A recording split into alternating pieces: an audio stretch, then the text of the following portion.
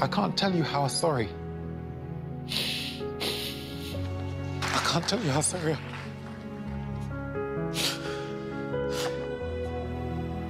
That's the only thing I regret in my career, and really... Chris gets up, and just as Watson was coming for the finish, he walks into a vicious uppercut that whips his neck back. I'm surprised at that. He's walked in and he's now Watson. Watson wobbles to his corner, his eyes lost and searching. His head nods along to advice he doesn't understand. He takes his mouthpiece, touches gloves, and Chris rushes him, puts Watson in the corner, and bombs away. Watson hasn't recovered. His legs don't look right. Until the ref pulls him off. He's going to dive in, and he stopped it in the last round. Eubank has brought it out from nowhere. As the spent and exhausted new champion is being interviewed, Watson collapses in his corner.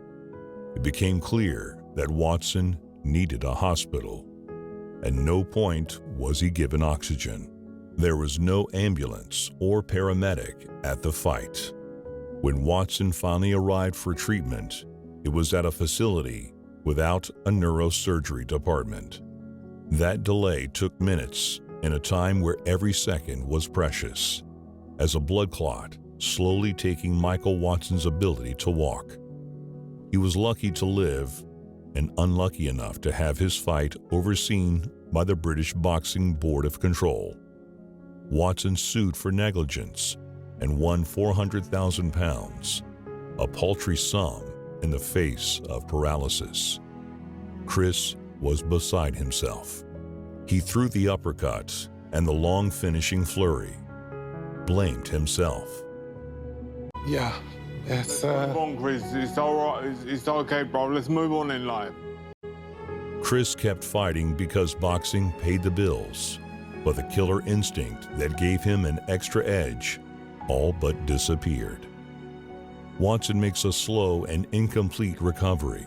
While he was never again a world-class middleweight, he regains the ability to walk, step by agonized step. In 2003, he was able to walk the London Marathon, crossing the finish line, flanked by his neurosurgeon and Chris Eubank.